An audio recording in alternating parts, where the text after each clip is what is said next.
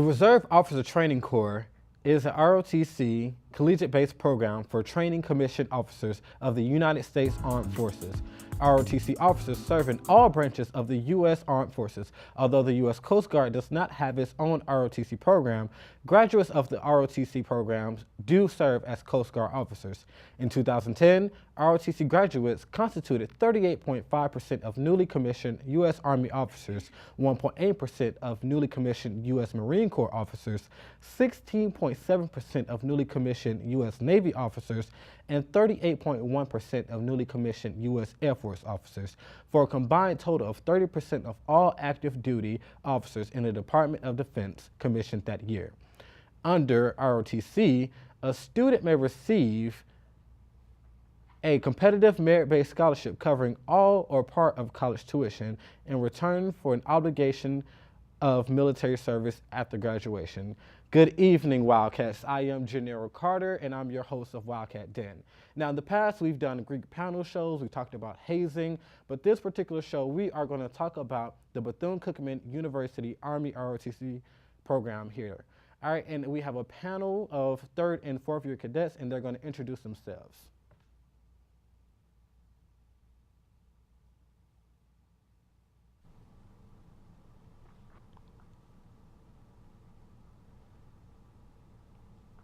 Hello, my name is Cadet Ilmet. I am from France, Haitian. My hometown is Chicago, Illinois. My major is gerontology and minor in psychology and Spanish. My name is Cadet Master Sergeant James Rhines. I'm a junior here at the Great Bethune-Cookman University, criminal justice major from Sebring, Florida. My name is Corey Scott from Greenville, Alabama. I'm a psychology major here at the Great Bethune-Cookman University. My name is Valisha McGrew. I'm a psychology major. I'm from Dayton, Ohio, by the way of Atlanta, Georgia. Now, I'm very particular about my hometown, the fact that Valisha McGrew is from Atlanta, Georgia. Shout outs to Atlanta, 404-678-770, all that good stuff. All right, so let's just jump right into these delicious questions that I have for you all. So let's start with Valisha. I'm going to give her the hometown advantage. Why did you join the Army ROTC program? And just lay a little bit of background about yourself and how you really got involved from the beginning to now. I actually wanted to join because I was actually going to another school first. I was going to Georgia Military College, and that was basically ROTC 24/7. I decided to actually go to Florida because I wanted more of a better weather, hotter environment, and actually going to college as an actual student and just not doing ROTC. So I enrolled in ROTC and doing the college thing as just a regular student, and I got the best of both worlds. All right, anybody else want to chime in, of course? Let's go to Scott. I chose this program because Major Fillmore, at the time, Captain Fillmore, recruiter type, you know, he talked me into it. Previously Navy and JROTC in high school, he talked me into trying out for this Army thing, and I had seen the Army officers at that time, the cadet officers walking around in uniform. It looks cool. I wasn't a water type person anyway. I can't do the Navy. Now, how was that transition for you from Navy JROTC to the senior military Army ROTC program? Because at the senior level, that's when you're learning military tactics. You're learning the good, juicy stuff. So how was that transition for you? It was difficult because I'm used to being on boats and being right. crowded and secluded area. And when I got here, it was so open and everybody was cussing, and you know, it was a better brotherhood type thing. Mm-hmm. You know, everybody, we called each other battle buddies, and we went out together. It wasn't no, you know, drama or anything. It was free living, and I got to shoot rifles. Yeah, primarily because of the fact that the military is one of the nation's largest professional organizations, so we very seldom curse and, you know, use derogatory language in our organization. What about you, Ilme, Dutch and Ilme? I joined Army ROTC because my father served for 12 years in the Navy. And after I came from France to here, I lost my mom 2010 in the earthquake in Haiti. And I wanted to be a strong woman. And the only thing I could have do to be strong and stay in school is to join Army ROTC. Wow, that is very powerful right there. I'm going to get back to that because that I never knew that about you. Let's go to Valicia. Valicia, I'm sorry, we already went to Valicia. Let's go to Rons. Well, I kind of stumbled into ROTC. I was a heavy set guy coming out of high Very school. Heavy. Heavy. Originally supposed to go off to North Carolina to play football. I told my parents if I couldn't play football, I didn't want to go to college.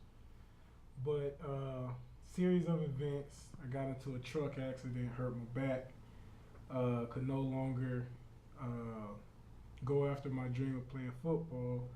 So my guidance counselor, kind of went behind my back, and she got in contact with Major Fillmore, who was Captain Fillmore at the time, and got me and him to talking, came up here, did a campus tour with him, and that's how I pretty much stumbled into the program. So.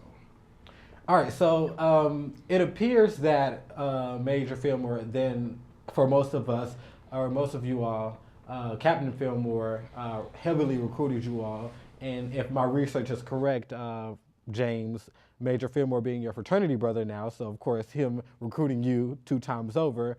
So we're constantly getting back to Major Fillmore. So I want to share a video of an interview that I conducted with Major Fillmore earlier today at the new ROTC house or building that, if you will, that we have on campus. So we're going to play that video right here in just a moment so that you all can see everything that the BCU Army ROTC is doing.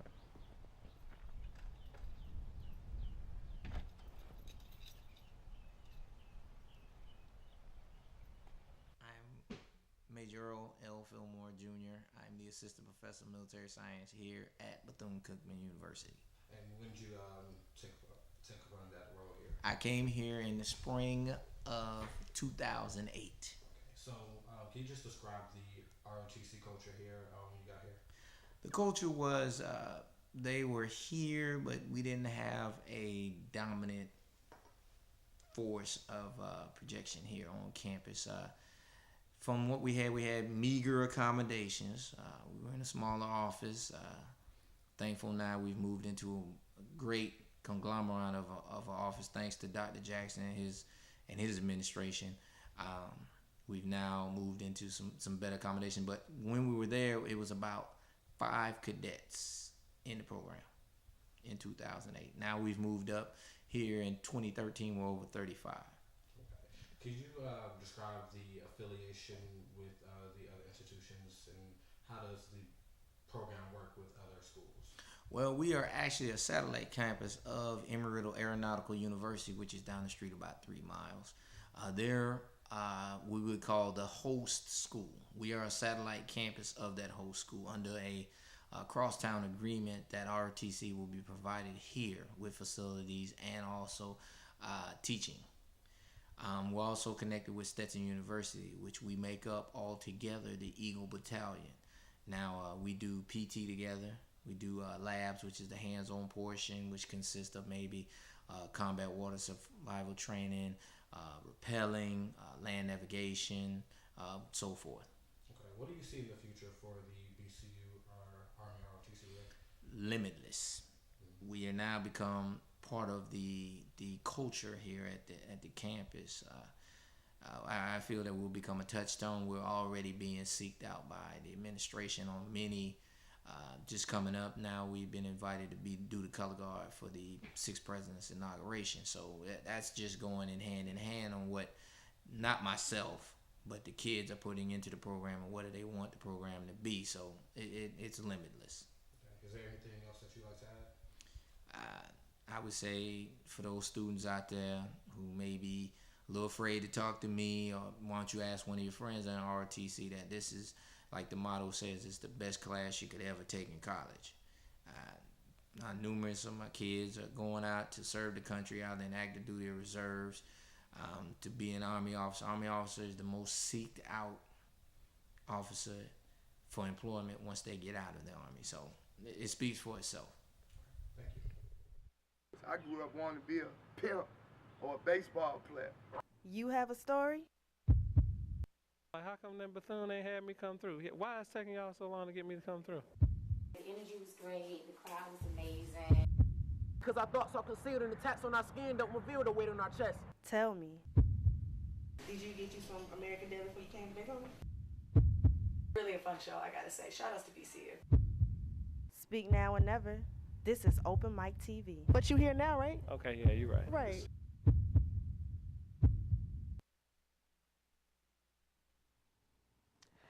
Hi, you guys. My name's Taylor. I'm from Los Angeles, California. I'm a junior, and I'm a psychology major at Bethune-Cookman University, and you guys are watching BCU Campus TV.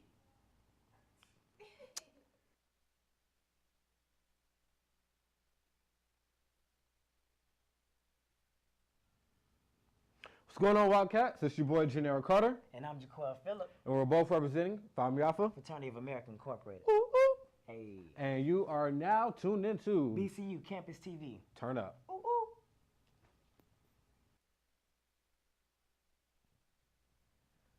What's good? I'm Sasha Jean. I'm a junior member of the Lady Wildcat track and field team, and you're watching BCU Campus TV. Go Wildcats. What's good, everybody? It's your boy, OMG, it's Chesman, and I'm here to talk to you about my new show called What You Think. It's the only show on TV where we want to know exactly what you think. You feel me? We go out on the quad, we go as, forget what he talking about. Watch my new show. Bro, what are you doing? I'm in the middle of a commercial. I'm trying to promote for my TV show. You can't promote for a TV show. I'm promoting for a TV show. What time your show come on? Tuesday at 7:15. My show comes on a Tuesday at 7:15. What's your show called? What you think? I don't know. What's yours? What you think? But what you think?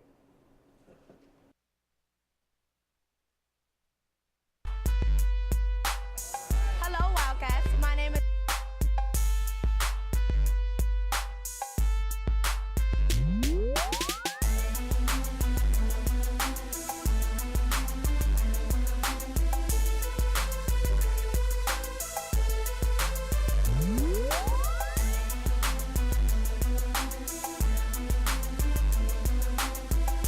So if you're just now joining us, this is, of course, Wildcat Den. I'm your host, Genero Carter, and we are having a discussion with a panel of BCU Army ROTC cadets here. Now, before the commercial break, we played a video of Major Fillmore here, the BCU liaison for Army ROTC, also the Assistant Professor of Military Science. And so let's start with Zachary Scott. Zachary, how instrumental was Major Fillmore in your success here at the BCU Army ROTC program? He was very instrumental and musical, whatever you want to say. I think he had a lot of say-so in what I did. He helped me. He's very helpful. When I've had problems, he's always been there, I can say. He gonna be there. He always, man. He gonna, you know what I mean? Even when he think that, you know, he. So when you think he's family. Especially since he knows everybody. He knows everybody and their mama. Stop lying. Now, Stop lying. Now, Rhymes, I want to ask you, describe your relationship with Major Fillmore, being that when he recruited you into the Army ROTC program, you were, like you said earlier, a heavy guy, and now you lost a substantial amount of weight, and now you're his Phi Beta Sigma fraternity brother. So just talk about that relationship briefly for us. So me and Major Fillmore have a very unique relationship. I love that word you use, unique. I came in here a heavy-set guy. Big guy. Fat. Huge. As y'all people like to say it. But he worked with me, put me on a workout plan, put me on a great diet plan. got me down to size. Yeah. Got me to the Army standard. chisel, what y'all see now. Now you I look can't just say like nothing him. about it, No. Yes, you do. Yeah. So, but the recruitment went beyond ROTC. As Genero just said, he opened my eyes to a broader horizon with joining and becoming a brother of Phi Beta Sigma Fraternity Incorporated last spring. Congratulations again. I appreciate it. So, yes, that is my frat brother. We do have a great time together. He's another member of the family, and that's pretty much, he's that uncle that I never had, so to speak. And McGrew, I know everyone else briefly described the relationship with him. So just tell us, how Major Fillmore, pushed you to success and greatness now. He has pushed me to success and greatness. Actually, I started late in the program, not too late, but maybe a month after classes were added. So maybe in like the middle of September, he actually was able to get me into the program. I'm not really sure how he pulled those strings to get me into ROTC, but I'm in there in the 4th year strong. All that talking. That's great. Yeah. Now we're going to move on to the next question, which is how has the program benefited you? Now, aside from, and I've done my research, aside from the $600 book stipend that contracted cadets receive per semester, and the monthly stipend that contracted cadets receive on the 1st and 15th of each month, and aside from tuition being paid for each semester by the United States government via Army ROTC, how has you guys benefited from the program aside from financially? Well, like I said, it got me into shape. Healthy lifestyle is a happy lifestyle. Yeah. Exactly. So it has got me into shape. It's gotten me it gave me a chance to meet very, very important, unique, beneficial people that I can have in my back pocket as a officer in the United States Army. I've traveled. I've got to experience things that most people my age wouldn't be able to experience. Hey, man. So I got to meet these knuckleheads here. All right, so enough about you. You got the glitz and glamour. So let's hear from somebody else, Rise. We hear you. You got it all. You got the glitz and the highlights. So let's go to Ilme. And that's something that you all commonly do in the military, is refer to each other by last name. So that, I guess that's what I'll do now to make it more comfortable. So Ilme, how have you benefited from the program? The program, for my benefit, it benefit me by like having a lot of discipline and strong, and also like the Army itself, the military itself, have a lot of benefit. My father, 2 years ago, he has a heart transplant surgery, which is cost for $1.2 million. So without the military, he would not be here. So I'm not doing the program only for the stipend, the books wise. I'm doing it for my health, because I think I can have this too. Okay. What about you, Scott? I'm glad you asked. I'm glad you're willing to answer. Oh yes, sir. It's more of a mental thing in life. I'm always about the mental aspect of stuff. What's going on in here? Discipline is very important. I think that if we have discipline in our mind first. Martin Luther King on the set. I think that we have discipline in our mind first. It can show through like a filter of how we act, present ourselves, walking noble and acting like a king and queens or whatever you want to call yourself, walking with that umph or that thing, like that confidence to where, I wear this uniform, not for the financial things as Carter and Ilmet has so eloquently described, but for a sense of somebodiness. And it shows that I can be this person or I can be that person and maintain what I like, and also do the things that the Army want me to do. Build a better lifestyle for my family, my future family. It really opens up doors for you in the civilian world as well. Thank you, Reverend Dr. Martin Luther King Jr. All right. All right, moving forward, and this is something that I want each of you to answer wholeheartedly, open-mindedly, just giving that raw emotion and feeling into this, because this is a very important question to me. The next question is, how does it feel to become a future minority second lieutenant? And let's start with Rhines with this one. So minority. A minority. That's important. I'm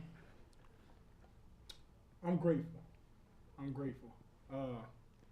You know, it really set into me when you go back home, you see your classmates that you graduated with 3-4 years ago, and they're doing the same thing that they were doing when you left.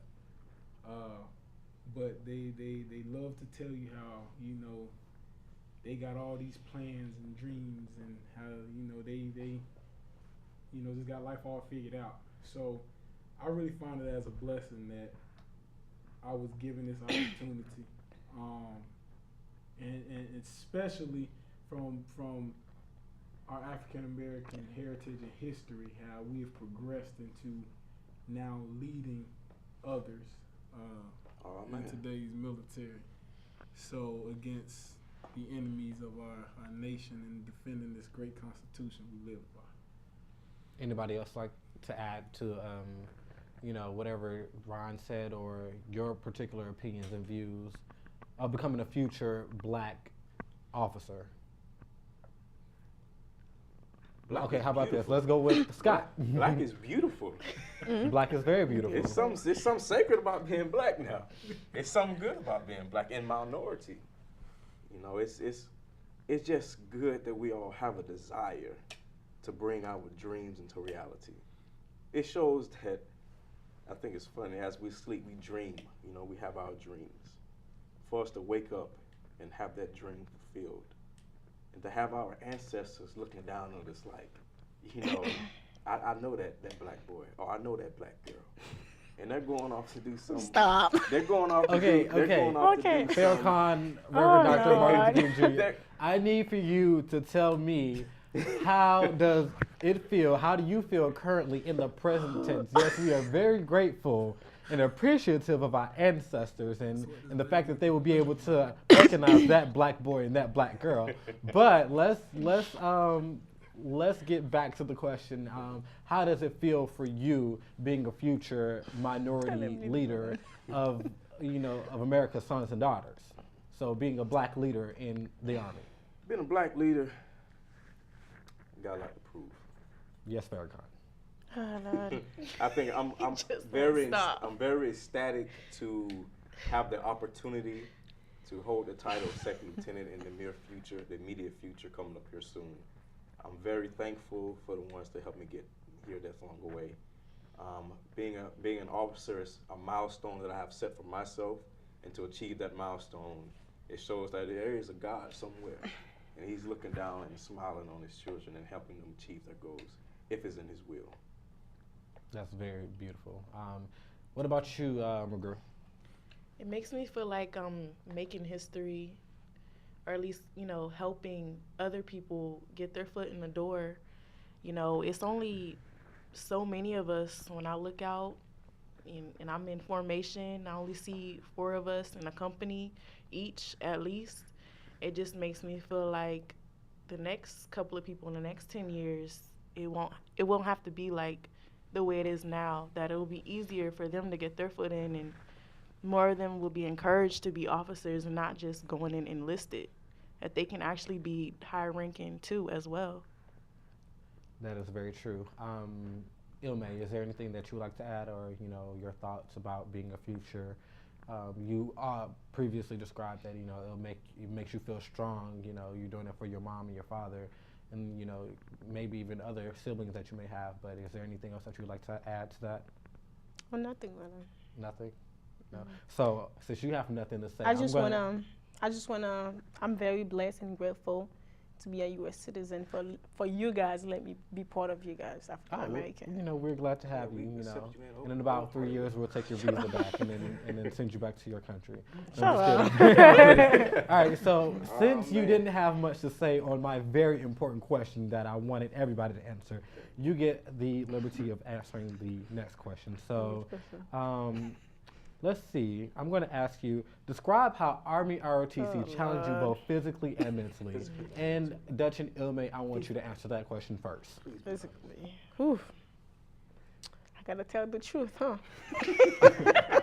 Yes, you have to tell the truth. This is not a lying I'm going to tell the truth, no lie.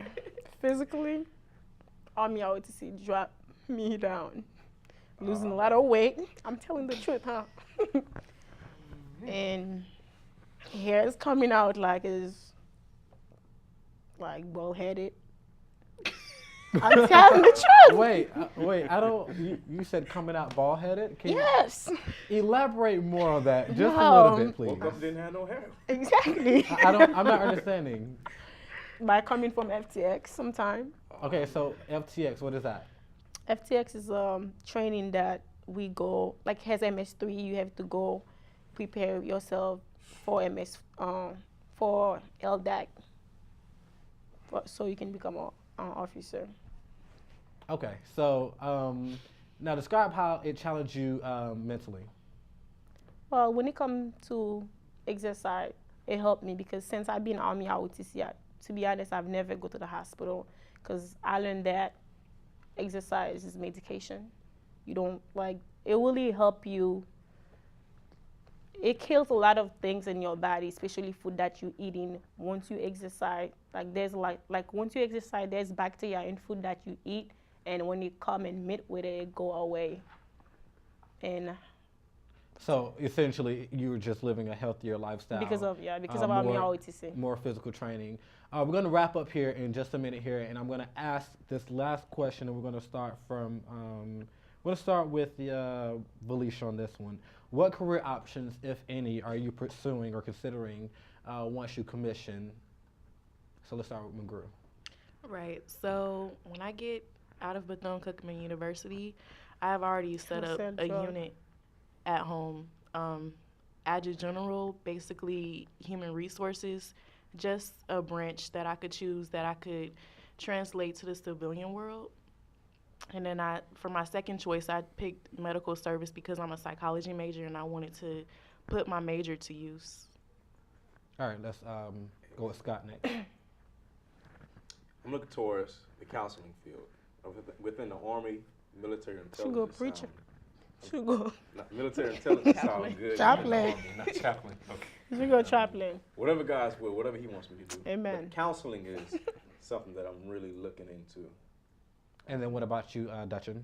I'm going for chemical because I want to go to school for chemistry and become a doctor. So you want to blow up stuff. Gotcha. Yes. What about you, Rhines? United States Army, military, police. Give a lot of people tickets. MP. I love it. There's a career that I can balance in the military and out of the military. It's one of those few careers in the Army that has a mission within inside a mission, so to speak. All right, this concludes our BCU Army ROTC panel. I want to thank all of the members of the panel, of course, for their time and their expertise in this field. I wish much success to each and every one of you. I want to see you all do well, succeed. I know that each one of you will be phenomenal leaders in America's Army. Tune in next week, guys, when we will have a surprise guest on next week's episode of Wildcat Den. I'm your host, Genero Carter. And this has been a phenomenal special edition of Wildcat Den. Even though my co-host Henrietta is no longer with us, I miss her. Shout out to Henrietta doing big things. I love you. I miss you.